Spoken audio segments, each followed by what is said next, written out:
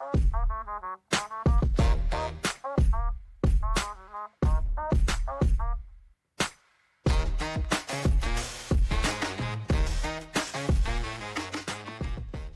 to Supercool, the show about low-carbon innovations now scaling.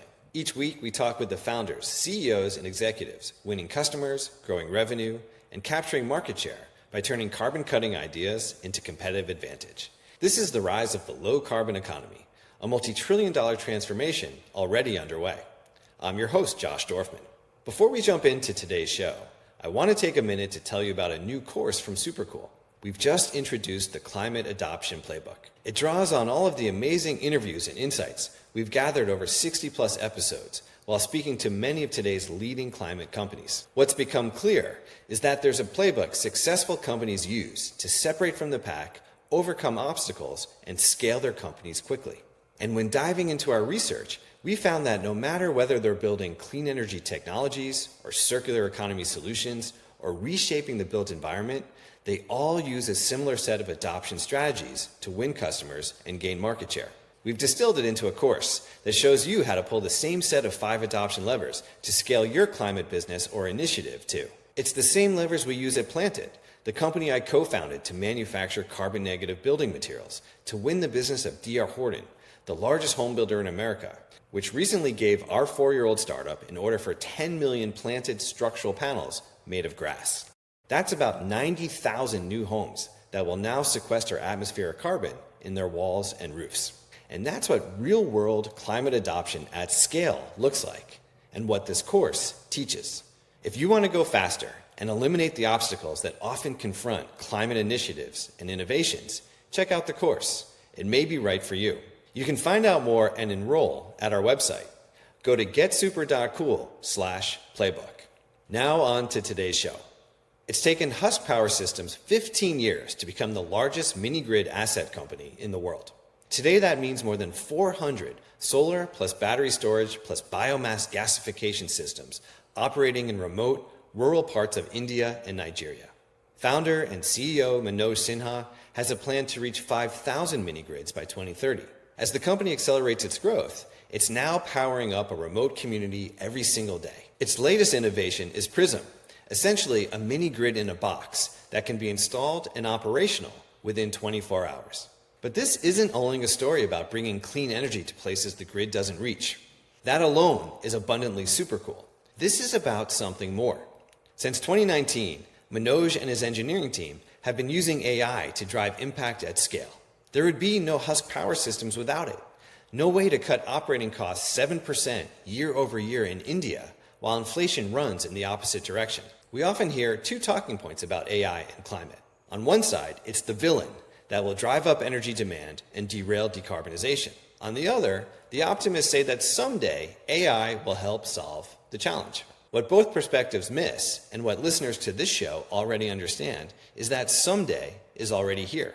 Whether it's a company like Zoom using AI to optimize public school bus routes so buses burn less diesel and kids get to school on time, now at over 4,000 schools nationwide, or a company like Brainbox AI that uses AI to fine-tune HVAC systems in commercial buildings so cost and carbon both go down by up to 25% and now running in over 17,000 buildings worldwide, the impact of AI on climate in a positive direction can be profound.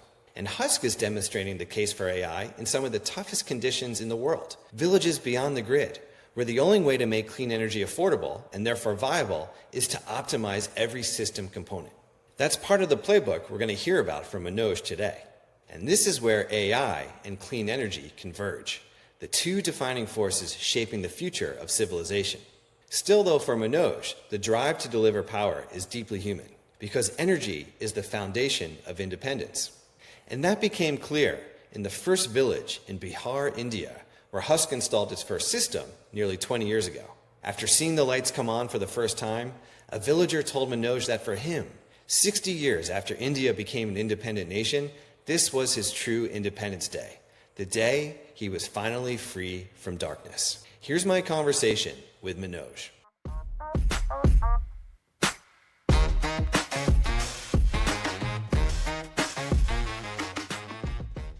Manoj, welcome to Supercool. Thank you for having me. the work you've been doing now for many years with Husk is so fascinating, and the scale that you're achieving, and I think really you're getting into that curve where it's only going to go faster. I'm very excited to dig into that with you and understand the moment you're in, where you're going. But before we do that, let's go back to the beginning when you got the idea for Husk. You started in Bihar in India. And what I'm curious to understand is, when was the moment where you thought, I'm going to become an energy entrepreneur? And what was that like those early days as you were getting Husk off the ground? Thank you, Josh. So I'll try to summarize it in a minute or so because it's a long, 15 years long story. I grew up in a state named Bihar in India, which used to be 110 million people. And when I was growing up, I was a bit fortunate that I had access to some electricity. But 70 million people at the time did not have access to any electricity. And that included my cousins, not like distant cousins. These are the first and second cousins who had access to zero electricity. And in my journey from childhood to when I became 20 years old, I was very fortunate to have some electricity because it gave me a lot of opportunities to get into, let's say, the coveted middle class at the time when I was growing up in India. I went to IIT, then I came to the United States. And how am I any different than my first and second cousins? The only difference that explained that I could enter the middle class was access to electricity. So that remained in my heart when I graduated in India from one of the IITs, came to the United States for doing my master's, and worked at Intel designing microprocessors, and I loved doing that job. I started noodling on it. I come from semiconductor industry background, so we looked at solar PV back then, but it was very expensive. What was the experience like when you started with your first village, when you got Husk off the ground and started kind of prototyping and testing? What was that experience like? When we started the very first plant in this village called Tamkuha in Bihar, at that time, we did not have a company. We started because we wanted to see if we can test this method of generating electricity at a small scale and supplying it to people and see if it works. That was our whole intent. And when we installed our very first plant and connected the first, let's say, couple of hundred households on the network, first of all, we were surprised that people were paying for the electricity that we were providing. We never thought we will get paid. So that was the first surprise. Second was more on the emotional side. So I still remember, actually, this is the second plant that I personally installed with my own hands. So we were walking in the village and we were trying to see if, this is working or not. That was the first day that second plant went live. So we randomly entered a household and there was this elderly gentleman that greeted us at that household. And this gentleman had tears in his eyes. And he said in Hindi, but I'm trying to translate or paraphrase in English, is, India at that time got independence 60 plus years ago, but we feel that we got independence from this darkness today. This is like a 60, 65 years old man with tears in his eyes telling me this. This was like one of the life-changing moments for me personally. So that was an unbelievable experience. So after that second plant that we also built with our own money, we actually started a legal entity. So we started a company after two plants were installed. We saw that it is creating impact. People are willing to pay for the service that we are promising. And that's when we launched a formal company, which we called Husk Power Systems. Not very creative because we were generating power from Husk. We thought Husk Power Systems. Wow. Yeah, I can only imagine how emotional that moment really must have been to go back to the region where you grew up and to have that feedback. One of the themes that seems to pervade Husk Power Systems from the early days through to how the company operates today seems like this idea, as you've coined it, of frugal innovation. Right? Mm-hmm. And that first system, powered by rice husks, I read that somehow you had wired transmission lines and slung them up on bamboo poles. And I'm just trying to imagine bringing energy to a place where it's going to be so difficult, if it happens at all, for the kind of centralized electric power grid to ever get there to these rural locations, at least even like in this century. And to say, hey, how do we do this in a way where if there is any energy, it's probably diesel, and it's really unhealthy, and it's really expensive, and it's just a 20th century solution. Right. What can we do, right? And you were at SAP, some like really incredible technology, your background, you say, there's got to be a way, right? There's got to be something we can do. But also I found interesting, Manoj, like you said, that solar was so expensive. So it's almost hard. Like if someone were born, my third child was born in, I should get it right, 2015. Yeah, okay, she's 10, right? She's not going to know a world where solar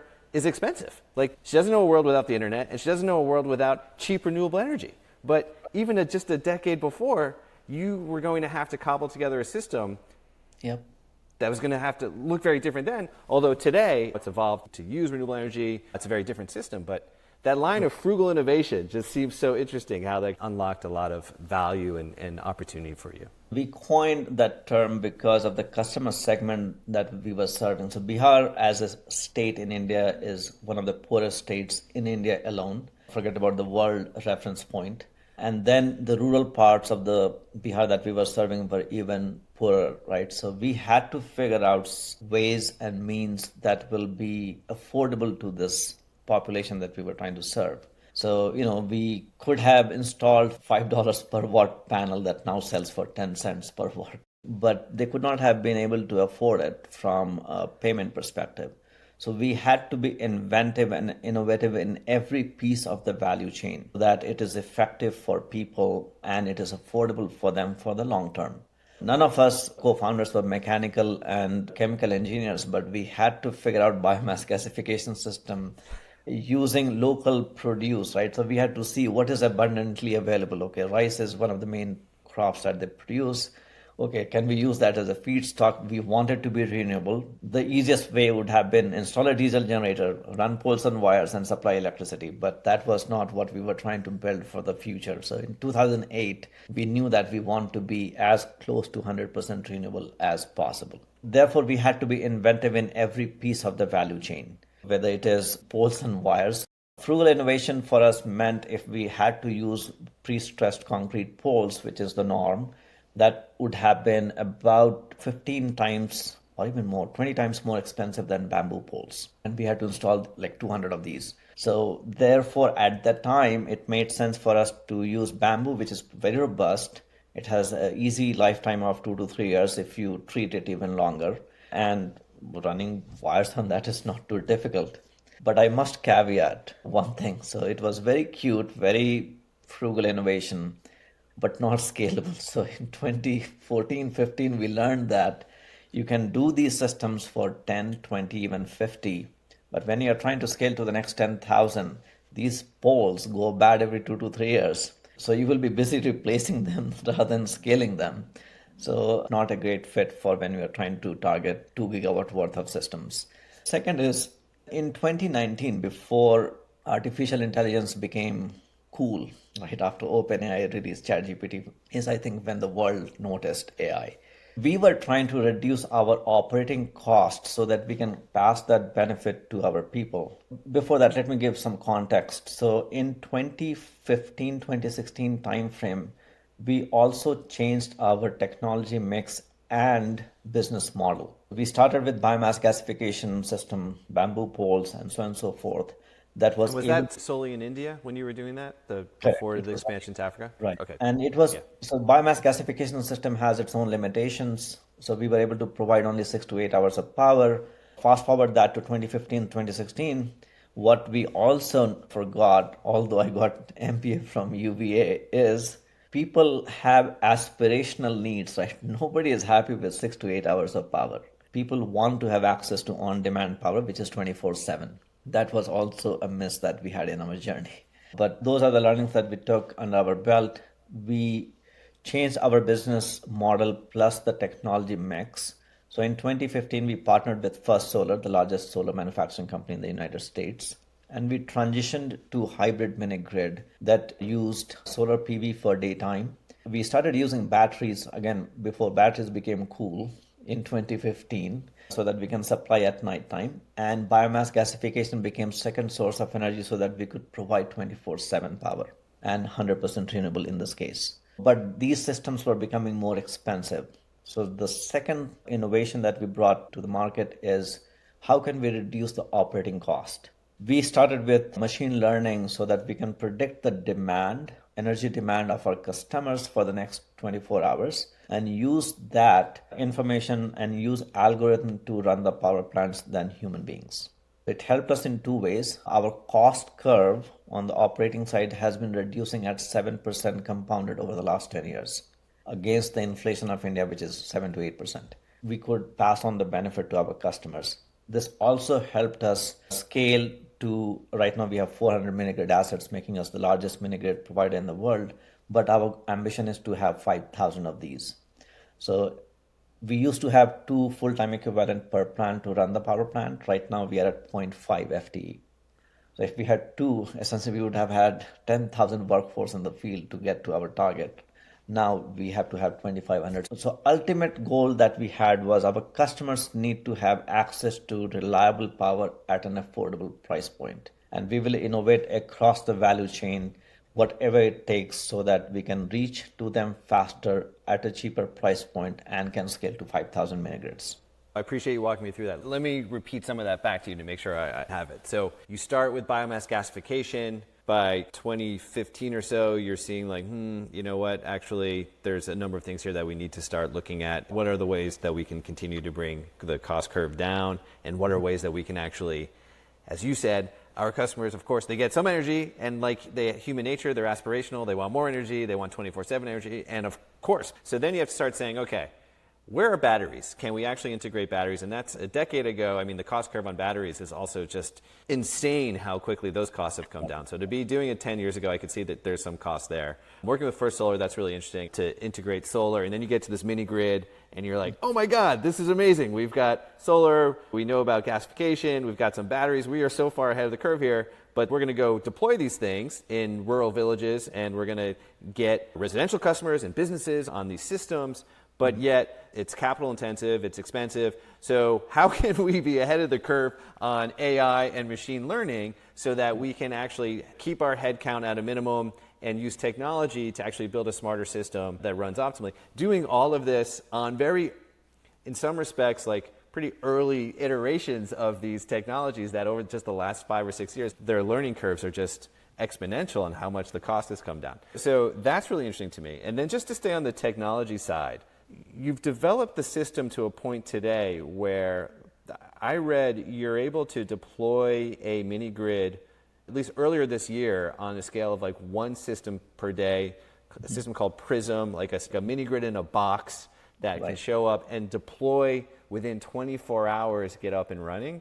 Can you share, like, how is that possible? That sounds incredible. And when I think about that, that just sounds so game-changing to me. And not only does that sound game-changing, what I actually thought, Manoj, when I was getting ready to talk to you, I thought, man, what is it like to be operating a company where every day a new village or remote area is actually getting power for the first time? I know you have all the stress and tension, and you got to raise capital and all the stuff of running the everyday, but I would imagine for you and your team, there just has to be something so exciting and gratifying in that mission, because it's so tangible, the impact on lives, as you mentioned as we started talking about when you just put the first mini grid in India.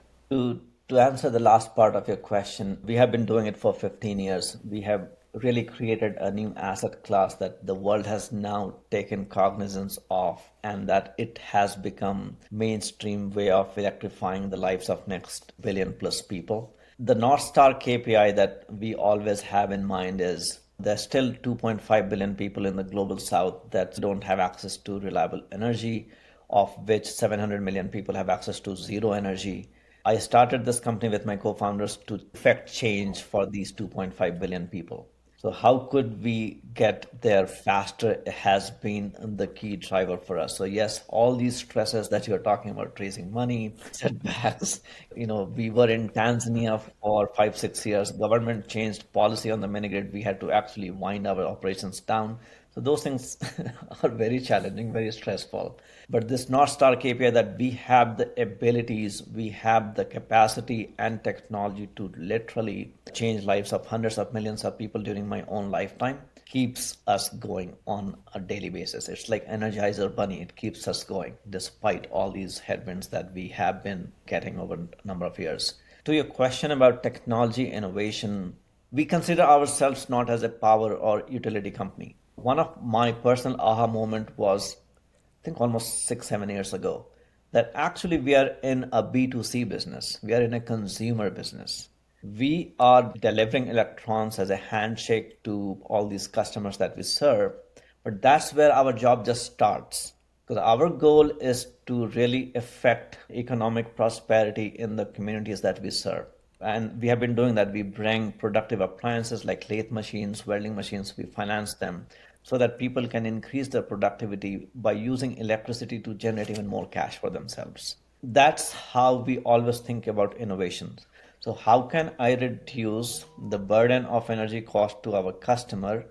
Drove this whole point of machine learning and AI intervention in 2019 before AI was even known to the masses. That's what really drives our innovation cycle. And we don't stop at, oh, we will only do power generation technology intervention. Like I said, our customer needs to be super happy and rising in the ladder of economic prosperity. With that ambition, we drive all the innovations. I'm glad that you brought that up. So the way that I understood the aha or the learning that was becoming clear was we're going to go install this mini grid. We're going to sign up residential customers, but we have all this capacity relative to the village or the area we're in that's not necessarily being used to its maximum, right? And we've got small businesses. I think I read something about a furniture company or a carpenter that's making 5 chairs, and you go to that carpenter and say, hey, you know, there's this automation software. You get a planer or a different saw or something, right? You could 10 times your productivity, which for Husk Power Systems, you're thinking that would be helpful for us because then you would pay us for more energy. And then the guy in the shop is like, that would be great. Yeah, that all sounds wonderful. I can't afford that stuff. Right.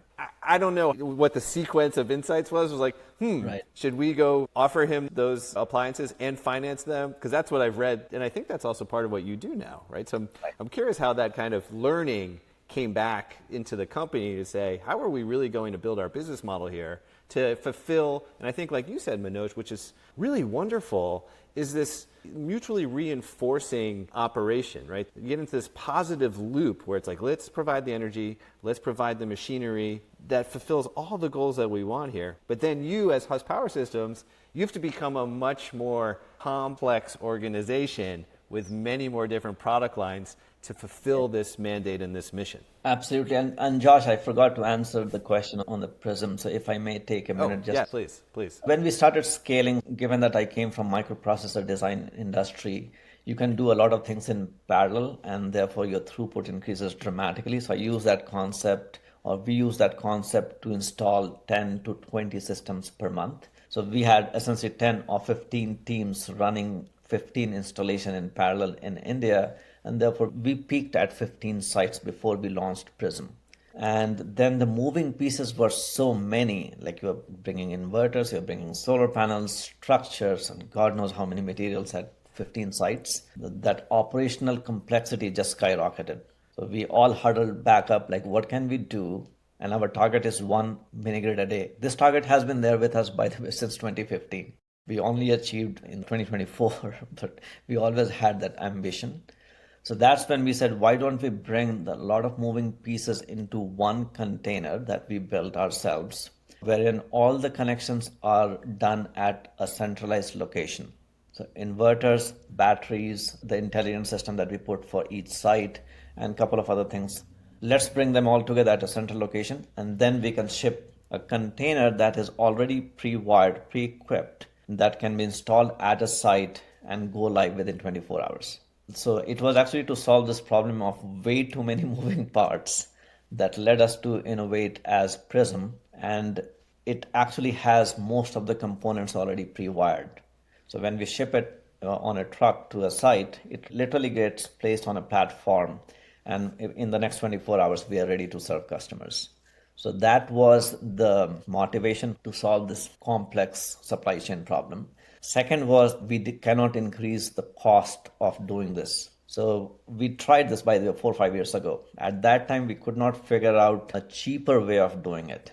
We kept at it. It took us 2 to 3 years of iteration to get Minigrid in a box that is actually now cheaper than our 10 teams installing at different locations. Connecting it back to frugal innovation, we cannot afford to increase the cost of equipment just to sound very cool that we went and got a site live in 24 hours. And that way you can have 30 installations per month rather than 15 installations per month.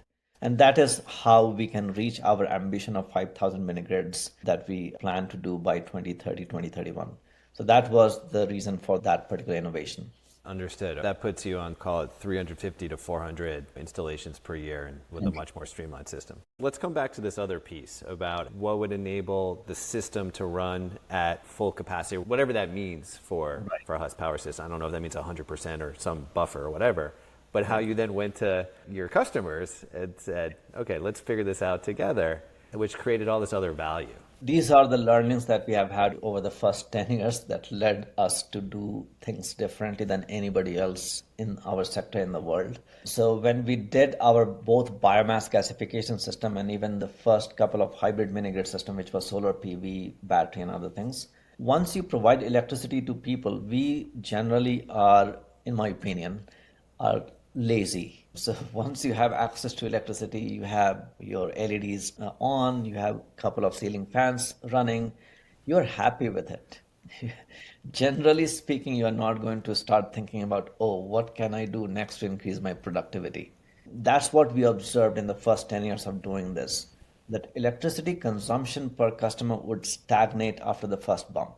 But then we, as people having exposed to many countries and many economies, we could see that there's a better future that could be created for this carpenter shop or this retail shop or for this restaurant selling perishable only for 24 hours when they could store ice cream for the next 48 hours and do more. So the first hybrid mini-grid that we installed that started providing 24/7 power at the end of 2015. So I went to a shop and it was very hot day. It was summer, at least 45 degrees Celsius. So it's like 110 degree Fahrenheit. And I wanted cold drink and an ice cream to cool myself down. And this guy is like, I don't have refrigerator. So he hands over this Coca-Cola bottle that is warm. So I'm like, I need to solve this problem. But that's where we thought the energy demand is going to stagnate because people don't necessarily think what a better future might entail. Can we show it to them based on our experiences that we have had in more developed markets? Like carpenter shop can use a planing machine or a sawmill and do much more in a day than he or she could do with 2 employees only. That's when we, with all the learnings where our energy demand would stagnate and therefore the capital that we have deployed will not yield the kind of returns that our investors would demand, is when we started looking into what could we do to proactively increase the demand that is beneficial for our customers. Otherwise, they don't have a lot of disposable income to begin with. So that's when we launched this intervention where we have a predictable method to get each plant to have a capacity utilization factor of more than 70% that eventually yields a return profile where investors are excited. So it was a problem statement that we were trying to solve for our customers, for ourselves, and to attract investments. In this case, since there is no provider of these appliances in these markets because they never saw this as a market, they never saw this as an opportunity. So we had to do on our own balance sheet to begin with. Bring lathe machines or welding machines or refrigerators or freezers. We actually supplied through our balance sheet. We took credit risk. Now we are partnering with credit partners now because we can show them data that there is a humongous multi-billion-dollar opportunity that you're all missing out. I don't want to become a credit or a fintech company, but you are, so you can partner with us to solve this problem. So that's how this all came on. We took early risk in 2021. It's not our business, but we had to. Husk Power Systems is a company. There's a profit motive. I mean, you're a capitalist. You're building this company. I'm reading now there's talk of IPO for a lot of reasons that probably relate to even the conversation we're having right now in terms of access to capital, cheaper capital, et cetera, financing the company. You've been at it for a while, so I imagine there's probably some people who would be excited to see some ability to recoup some of that investment. And yet at the same time, there's an environmental and social mission here as well. And to unlock that, you're kind of bobbing and weaving, and it's not a linear path to fulfill this greater mission. And you're doing all that legwork on the company's dime and saying, can we solve this so that we can offload it, right? Someone else who's actually in this business of financing appliances or whatever it might be, sees the opportunity. We've proven the opportunity, so now they can take it, and that would be really great because that helps us in our core business of energy generation. Is that the way to think about it? Energy generation, and so what you mentioned is very important for us as a company. We are here for, not just to say triple P is what we care about: people, planet, and profit. Profit definitely because we have raised a lot of commercial capital. People because we wanted to solve problem for hundreds of millions of people. And planet because we don't want to destroy the planet in doing so. So we always optimize for these three variables. So when we are talking about energy demand uptake, right, through the intervention of productive appliances that needs financing. And now we are bringing partner because that's not our core business.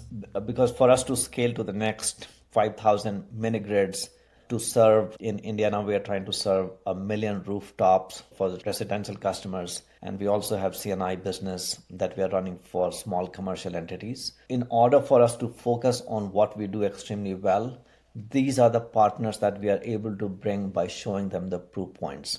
We are also greedy. We are focused on triple P, but we are greedy from profit perspective. So when we're onboarding these partners, we do have profit sharing. So when they take a loan book, a fintech platform, we are serving them on a platter the next, let's say, 35, 40,000 customers that will have a loan book of $100 million.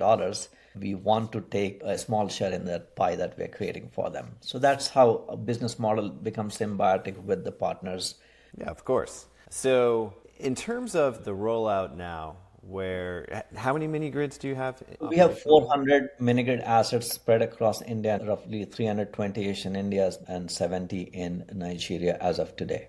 400, you've built this technology stack. Really amazing being early in technologies and now probably having a lot of the benefit of many years with AI to be able to optimize and run at a very efficient rate. But it sounds like there must be a control room somewhere where you have visibility into how the systems are operating. Are you using AI as well for in any predictive way to understand where the system is or where maintenance needs to take place and anything like that as you manage this remote system around the world? Absolutely. And I will touch upon one more piece of technology that I haven't yet. So as we expanded from, let's say, a dozen mini-grids to 400 mini-grids, our operational complexity obviously increased because we have 400 different geographic locations to handle. So the first intervention that we started in 2019 was to predict the demand using machine learning. And now we are at 80-85% accuracy in terms of predictive part of the AI.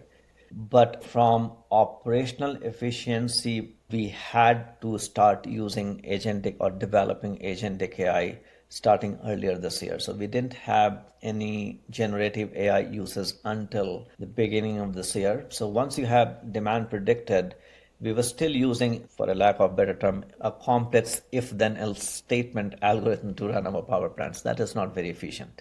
Generative AI becoming this popular, we have started using agentic AI to actually be able to run our power plant and learn in real time to optimize it every half an hour so that we can manage the next 5,000 sites. So agentic AI is a work in progress. We have implemented pilot at a few plants, and I have an interesting story to tell you on that too. So I'm an engineer by training, electrical engineering and computer engineering both, bachelor's and master's. So I thought I'm a pretty good engineer, and so did my CTO. And we just optimized one of our mini-grid power plants to the max. So we thought it is the lowest cost that will generate 90% of renewable energy or 92%. And our customers will be happy. When we combine this pilot of predictive AI and agentic AI, that thing beats our optimization by more than 20%. I'm actually personally very upset that AI can beat me. I thought I'm one of the best engineers, at least in this segment.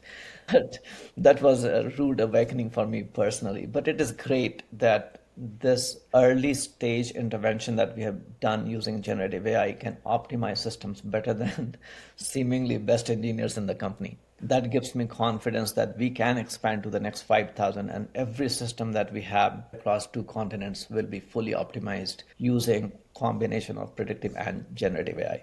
Wow. How do you think about your impact? I know you've shared some anecdotes. I mean, you can talk to the numbers. You can say 400 systems already, million plus residential customers served, 30,000 some odd businesses, maybe more now. Those numbers are always going up. But how do you think about just reflecting on the business, what impact is? Because you had a vision 15, 20 years ago, and it sounds like it's stayed pretty clear. What that vision is hasn't, the mission probably hasn't really shifted that much. Obviously, you, as an entrepreneur, the journey goes in all sorts of places that you can never anticipate. Right. But today, what does it mean to you to be in the moment where you find yourselves and as you think about the opportunity ahead? It has taken us 15 years to where we are today with 400 minigrid assets. Happens to be the largest minigrid asset for a company in the world, but it is very tiny in the scheme of things. So now we think we have aspirations and ambition that look very achievable of doing 1 gigawatt worth of distributed energy resources assets in Nigeria alone. And what could that 1 gigawatt worth of asset create in terms of impact? That is 25 to 30,000 direct jobs. I'm not talking about indirect jobs in the rural areas of Nigeria, for example. That will eliminate, if I remember correctly, about 6 to 7 megatons of CO2 as we get to that milestone. It will create more than 200,000 worth of MSMEs powered by our system, which is 90+% renewable energy. Now we can see numbers and impact in millions and megatons of CO2 that we could not only 5 years ago. And this is thanks to a lot of things that are now becoming tailwinds. So if AI were not there, generative and predictive, I don't think we could have scaled to tens of thousands of systems across multiple geographies and multiple zip codes. To manage those kind of assets, it's not, in my mind, it is not possible without AI that we now have access to. The policies that have changed in multiple countries, both in India and African subcontinent, did not exist only 5 years ago. Access to capital where world is now investing in these markets were not present in 5 years ago. So a lot of things are coming together for us to be this ambitious and achievable ambition, which is 1 gigawatt in Nigeria, and we are targeting roughly 3 gigawatts in India. The distributed energy resources never could think of gigawatt before. And I'm talking about gigawatt not just for gigawatt's sake, but what it does in terms of number of people impacted is north of 100 million people. So for example, one of the technologies that I didn't talk about, which we developed not to become Amazon or Flipkart of India. So we developed an e-commerce platform for our customers in India back in 2022, 2023, because we wanted to distribute these energy efficient appliances that we were talking about efficiently. So we didn't want to do door to door and people running around. So we built e-commerce platform to distribute. Now we have distributed 75,000 appliances across multiple states in India where we operate to bring efficiencies to the market that did not exist. Otherwise, we would have, 5,000 people running around doing this. Also, it's serendipitous. So India instituted a new policy on residential rooftop in April of this year, where every homeowner can install 3, 4, 5, up to 10 kilowatt solar system on the roof. They don't have to go through a lot of policy and other paperwork that actually you and I have to go through in the United States, like 5 different paperwork to get rooftop installed. India eliminated that process. This e-commerce platform that we built for appliances lend itself beautifully to capture this market. So now we have a target to go onto the roof of 1 million residential customers in India, because e-commerce makes it possible and makes it possible very efficiently, thanks to regulations and policy where we are not chasing county, city, and state regulation. And also, we are lucky in India, most of the roofs are flat concrete, so it's easier to install. So these technologies, these policies, and where the world wants to get to net zero has all, I think, become a huge tailwind for us, where our ambition is now to install 4 gigawatt worth of assets, a gigawatt in Nigeria, 3 gigawatts in India, impacting 100 plus million people, creating direct jobs of north of 50,000 India plus Nigeria combined, and eliminating tens of megatons of CO2 in that process. That's just so exciting to hear you talk about that. I did want to ask you, and I think does relate to what you just described, when you talk about you've stood up a subsidiary of Husk Power Systems. Is it Beam? Yeah, so we branded it Beam. We have not Okay. created a separate Okay. legal entity. Got it. Okay, so Beam is the residential solar arm of Husk Power Systems in India with ambition to get solar onto 1 million homes. What's interesting to me, and what I wanted to ask you, Manoj, because we don't always get an opportunity to glean these insights, is Sunrun here in America is the largest home solar installer. They have installed solar on 1 million homes. It took them, you could say it was relatively quick, but probably about maybe 15 years or so. I don't know the exact number, right, to get to 1 million homes, and a really well-run company. As Americans, we often don't really have insight as to what's happening in other parts of the world, specifically now as we're talking about India, to understand how fast is India going, and the growth curve that it's getting on is going to be a phenomenal story, and maybe will soon emerge as the biggest market, just depending on what happens with China, at least from a growth perspective. But we don't really have a lot of insight into what that means on the ground or what that might look like. So when you think about getting to 1 million, how quickly do you think you might get there given all the tailwinds that you just laid out? Our ambition is 5 years. I think we should. There we go. That's what we're talking about. 2030, baby. And there's a reason behind that, right? So I admire Sunrun, and I've admired them for a long time. I have also followed SolarCity when SolarCity was trying to become the mainstream rooftop company in the United States before Tesla tucked them in. Look at how the business model of Sunrun. Even today, you will find salespeople hanging out at Costco trying to attract customers. I think there were two reasons why it did not take off in the United States as quickly as it could have. Because the United States had e-commerce platform built before any other country, right, with Amazon. I'm still to date surprised why Sunrun or SolarCity does not have a customer journey mimicked like Amazon is. It's not like when you install a HVAC system at your home or replace it, you could actually go on Amazon, get one system, and have local electrician come in and install it for you. Why is solar system any different? I think they did not think about frugal innovation. Customer acquisition cost in this country, in the United States, is a deal killer, right? That cannot scale profitably. Second is regulations or overly regulated market, which is the US market. You have to have, like in Fort Collins, you have to have city permit, you have to have Larimer County permit, and then the state regulation. To get through these things, it's more expensive and very slow process. And last, which is very unique to the United States, our roofs are not standard. It's all weirdly shaped. So therefore, you have to have a custom design for each roof based on how the roof is architected. In India, the first thing that we are doing differently, which is unique to our company, is we are using e-commerce platform to acquire customers. So our customer acquisition cost is going to be dirt cheap.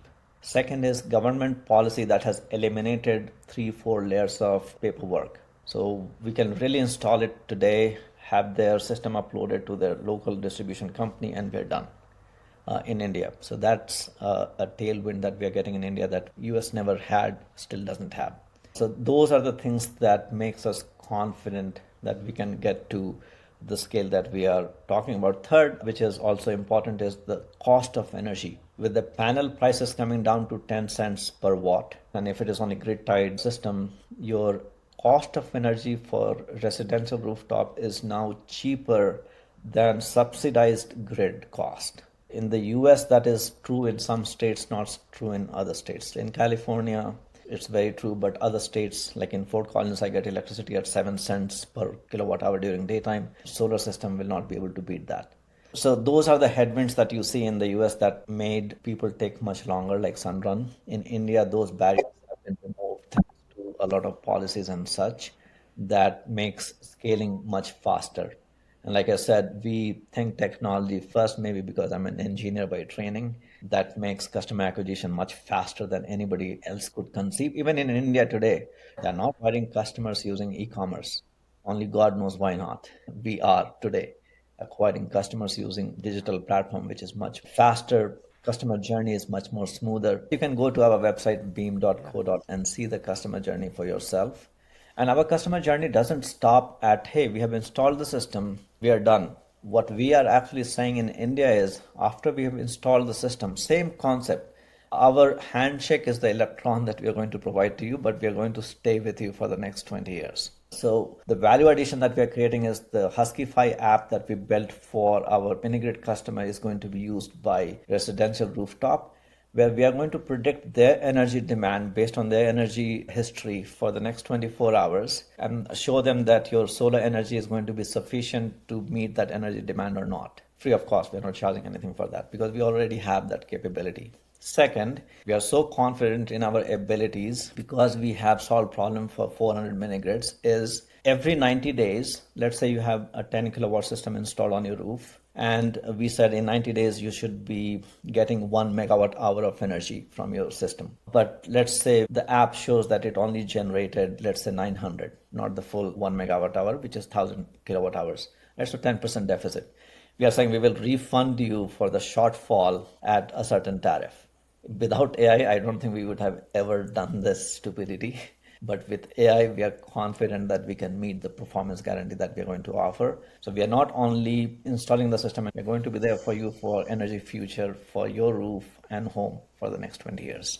I appreciate you walking me through that and sharing that insight. And I think just as we're wrapping up here, one thing that's just really hitting very strongly for me is the two biggest drivers of human progress, civilization at this point, are AI and where that's going to lead, and clean energy and the diminishing cost of solar with batteries. You're getting to a place that I think a lot of people have a hard time accepting as fact, but that you just get to trivially cheap energy. I mean, energy that just costs slightly more than the inputs to make it, right?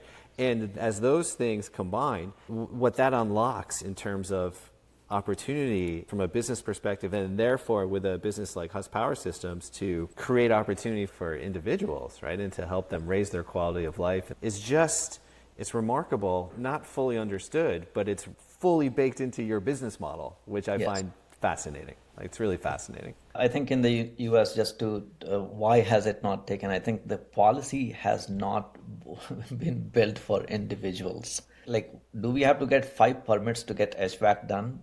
The answer is no. Why does solar need 5 different permits to get it done? So I think it's possible around the world, including developed part of the economies. And you are absolutely right. The future of energy will be controlled by us individuals, not the large vertically integrated utilities that controls the future of energy in the world right now. Manoj, thank you so much for coming on the show, spending this time with me, sharing so generously about your company and your perspective on what you're building. I really appreciate it. Thank you. Thank you, Josh. Thank you very much. Thanks so much for listening to my conversation with Manoj.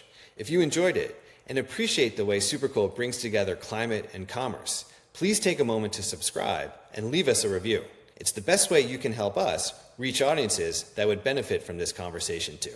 See you next time.